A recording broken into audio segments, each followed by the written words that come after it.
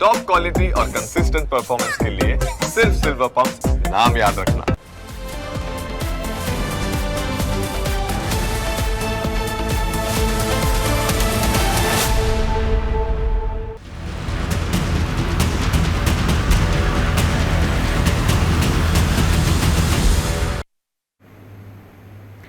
તમારા સંતાનોમાં સારા સંસ્કારનું સિંચન થાય તેના માટે જો તેને ધાર્મિક સંસ્થામાં ભણાવતા હો તો આ સમાચાર ફક્ત તમારા માટે છે, કારણ કે ભાવનગરની પવિત્ર નગરી પાલીતાણામાં સગીર વિદ્યાર્થીઓ સાથે આચરવામાં આવતું હતું સૃષ્ટિ વિરુદ્ધનું કૃત્ય.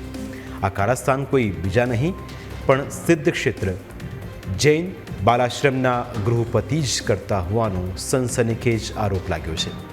રાજકોટના એક પરિવારે પોતાના દીકરાને સિદ્ધ ક્ષેત્ર જૈન બાલાશ્રમમાં અભ્યાસ માટે મૂકેલો.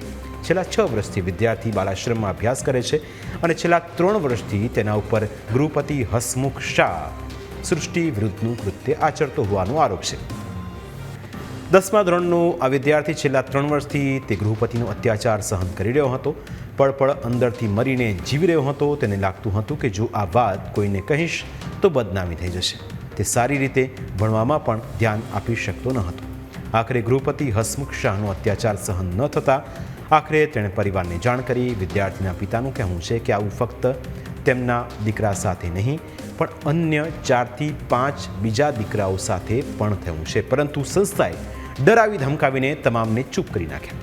આ બાબતે પિતાએ એસપીને જાણ કરતા એસપીએ ટાઉન પોલીસને ફરિયાદ નોંધવાનો હુકમ કર્યો, જે બાદ પીડિત વિદ્યાર્થીની ફરિયાદ નોંધવામાં આવી છે.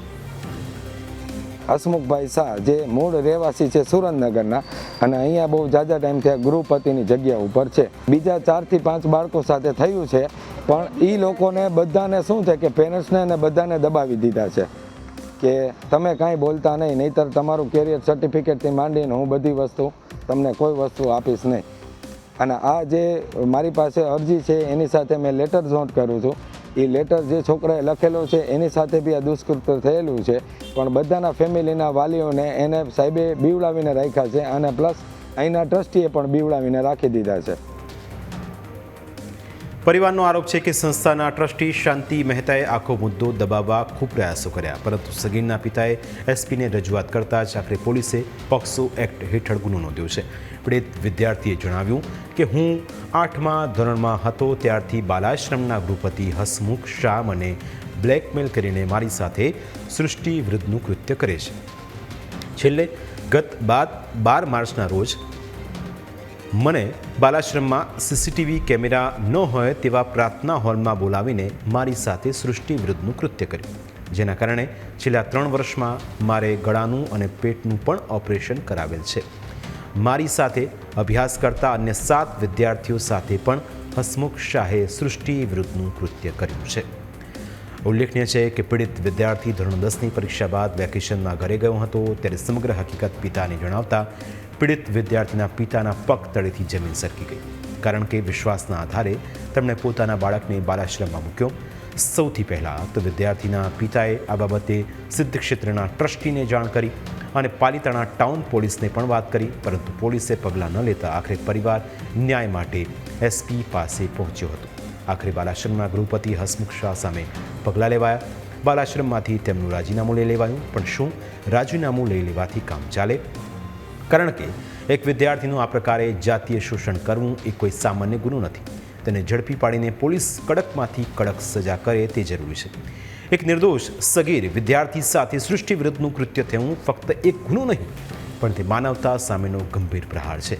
આવી ઘટનાઓ માત્ર કાયદાની દ્રષ્ટિએ જ નહીં પણ સમાજની આત્માને ઢંઢોળનારી હોય છે. એક બાળક જે સારા ભવિષ્યના સપના સેવતું હોય તેના સપના ઉપર પાણી ફરી વળે છે. આપણે સમજવું જોઈએ કે બાળકનું મન અત્યંત કોમળ હોય છે. તે સુરક્ષા, વિશ્વાસ અને પ્રેમના આધાર પર વિકસે છે. જ્યારે કોઈ વિશ્વાસપાત્ર વ્યક્તિ દ્વારા જ આ પ્રકારે બાળકોનું જાતીય શોષણ થાય ત્યારે બાળકનો આ વિશ્વાસ તૂટી જાય છે. તે સતત ડર, ચિંતા અને અસુરક્ષાની લાગણીઓમાં ફસાઈ જાય છે.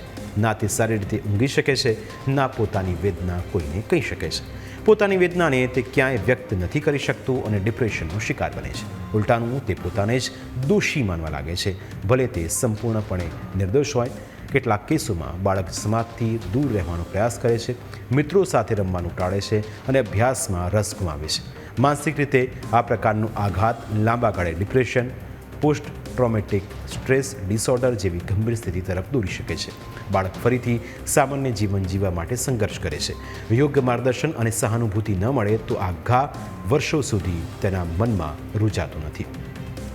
આવી ઘટનાઓથી હોસ્ટેલ સિસ્ટમ પરનો વિશ્વાસ ડગમગવા લાગે છે. આજે રાજ્યમાં સંખ્યાબંધ હોસ્ટેલ આવેલી છે. જો ત્યાં આવા જ પ્રકારના કૃત્યો થાય તો કોઈ વાલી પોતાના બાળકને હોસ્ટેલમાં નહીં મૂકે. આવા કિસ્સા પહેલાં પણ સામે આવી ચૂક્યા છે. તેના માટે સરકારી તંત્રએ પણ જાગવાની જરૂર છે. બાળકોનું નિયમિત કાઉન્સેલિંગ થાય અને નિયમિત પોલીસ ચેકિંગ થાય તો આવી ઘટનાઓને રોકી શકાશે.